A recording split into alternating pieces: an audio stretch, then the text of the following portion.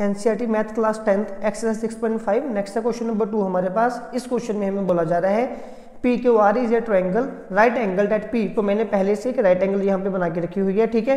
लेकिन ये बोल रहे हैं ना राइट एंगल एट पी, तो राइट एंगल एट पी का मतलब क्या होता है? देखिए मैंने ना आपको एक बार पहले जो हमारे पास प्रीवियस एक्सरसाइज थी मैंने उसमें भी आपको एक कॉन्सेप्ट समझाया था।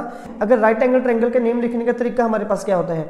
अगर आपके पास कोई ट्रायंगल है suppose like this P Q R, ठीक है, और राइट एंगल क्यू पी है, तो या तो आप इसका नेम लिखोगे पी क्यू आर या आप इसका नेम लिख सकते हो ट्रायंगल आर क्यू पी।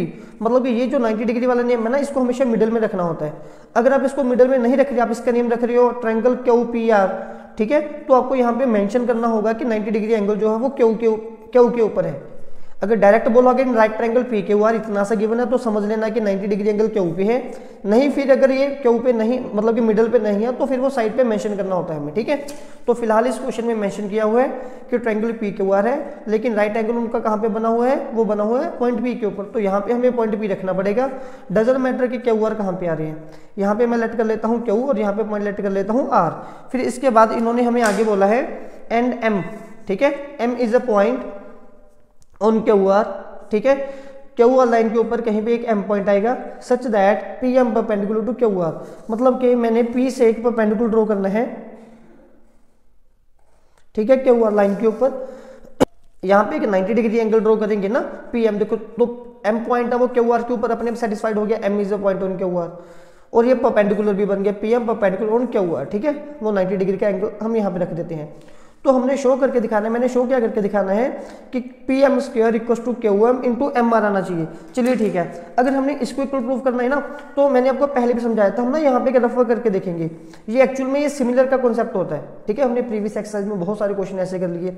तो वो सिमिलर के कॉन्सेप्ट में हमारे पास क्या आता है कि ये पी एम स्क्वायर, इसको लिखिए P M into P M equal to Q M into M R, ठीक है। तो अभी बस एक दूसरे को डिवाइड कर दो।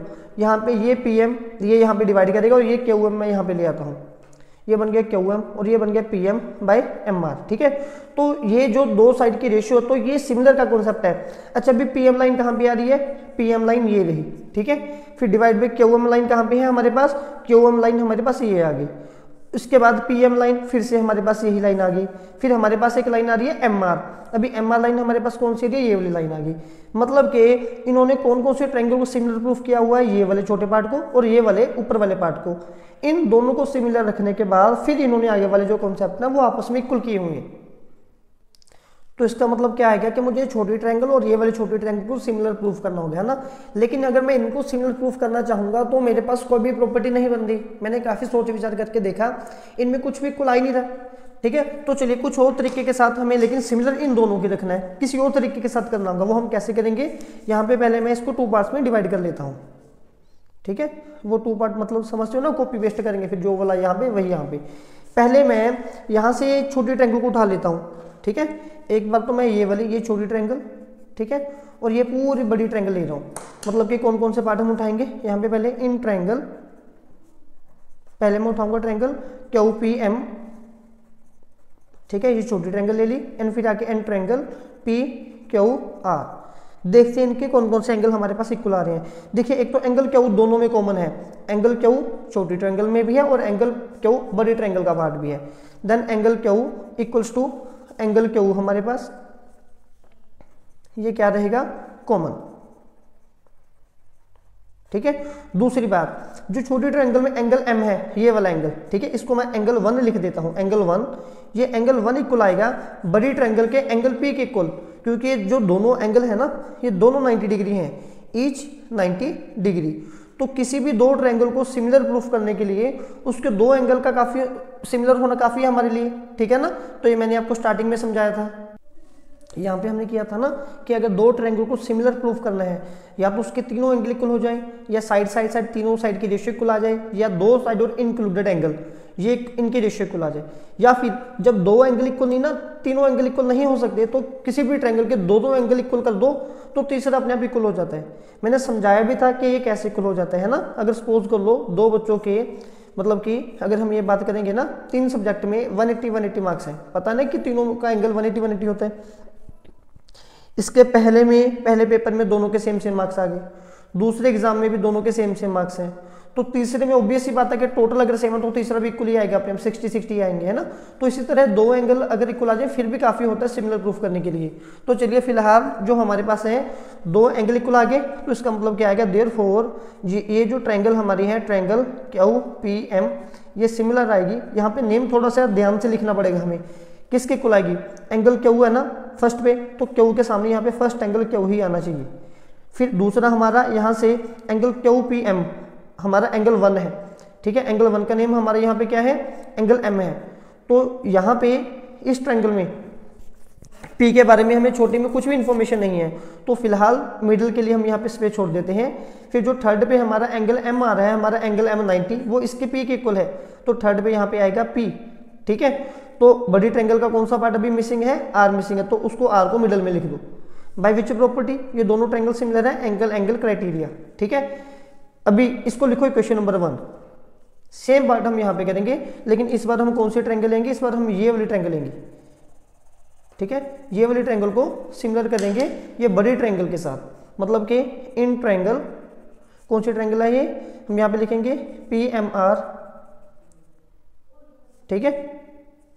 ये हमारी जो सिमिलर आनी चाहिए ट्रायंगल QRP के साथ हम इसको लिखने की कोशिश करेंगे। आप ना ऐसे करो, यहाँ पे जो बड़ी ट्रायंगल है स्टार्टिंग में पहले हम ट्रायंगल QRP लिखेंगे, ट्रायंगल QRP एंड कौन सी ट्रायंगल उठानी हमें इसके साथ, एंगल PRM। फिलहाल नेम कुछ भी लिख लो, इसके बाद हमें सेट करना पड़ेगा, ठीक है जी। अब देखिए कौन कौन से एंगल, एक तो एंगल R छोटी ट्रायंगल में भी है और बड़ी ट्रायंगल में भी है, ठीक है। तो एंगल R तो कॉमन आ गया, angle R equal to angle R, यहाँ पे हम लिखेंगे कॉमन, ठीक है। दूसरा पार्ट यहाँ पे अगर ये एंगल 90 है, इसको लिखिए एंगल 2, ये भी तो 90 आएगा हमारे पास, है ना। तो हमारे पास ये जो बड़ी ट्रायंगल QRP, इसमें एंगल P ये आ गया छोटी ट्रायंगल के एंगल 2 के इक्वल, ठीक है, ईच 90 डिग्री। अब इसी लिहाज से ये जो हमारी दोनों ट्रायंगल ये भी सिमिलर होगी, लेकिन नेम कैसे लिखना है, QRP है ना, तो ट्रायंगल QRP सिमिलर ट्रायंगल, हाँ जी। अभी फिलहाल यहाँ पे Q के बारे में हमें कुछ भी गिवन नहीं है, तो Q के लिए हम यहाँ पे स्पेस छोड़ेंगे। जो हमारा एंगल R है मिडल, वो दूसरी ट्रायंगल के R के इक्वल है, जो P है वो दूसरी ट्रायंगल एंगल 2 मतलब कि एंगल M के इक्वल है। तो कौन सा पॉइंट मिसिंग रह गया, R, सॉरी कौन सा पॉइंट हमारा यहाँ पे मिसिंग रह गया, P, उसको हम लिख लेंगे यहाँ पे फर्स्ट पे, ठीक है। इसको लिखेंगे क्वेश्चन नंबर 2। अब देखो फर्स्ट में ये जो QPM है ना, ये इक्वल है QRP के, और फिर आगे QRP सिमिलर है एंगल PRM के। तो फ्रॉम 1 एंड 2 हम एक रिजल्ट निकाल सकते हैं। मैं फिर से बता रहा हूँ, ये एंगल इसके इक्वल है और यही पार्ट इसके इक्वल है, इसका मतलब क्या है कि ये वाला पार्ट जो है वो इसके इक्वल आ जाएगा, ठीक है। अब इसका मतलब क्या होगा, देयरफॉर ट्रायंगल QPM ये सिमिलर है ट्रायंगल PRM के साथ, बाय विच प्रॉपर्टी, ठीक है, फ्रॉम 1 एंड 2 ये दोनों होंगी। अगर ये दोनों सिमिलर है, हमें किस किस की रेशो चाहिए, PM/QM की रेशो चाहिए, है ना। यहाँ पे PM क्या है, सेकंड थर्ड, डिवाइड बाय यहाँ पे हम लिखेंगे सेकंड थर्ड। चलिए RM या MR वो एक ही बात है, फिलहाल ये वाली रेशो तो आ गई। फिर मुझे एक और PM चाहिए, अब दूसरा PM यहाँ पे फर्स्ट थर्ड पे पड़ा है, तो यहाँ से हम उठाएंगे फर्स्ट थर्ड, ठीक है, मतलब कि फर्स्ट थर्ड, और यहाँ से उठाएंगे हम first third, that is QM, ठीक है। सॉरी, पहले हम ये फर्स्ट थर्ड PM है ना, दूसरा फर्स्ट थर्ड है, तो यहाँ से फर्स्ट थर्ड पहले आएगा, यहाँ पे लिखेंगे QM डिवाइड बाय फिर यहाँ से फर्स्ट थर्ड PM। अभी हम करेंगे इनकी क्रॉस मल्टीप्लाई आपस में। Now PM into PM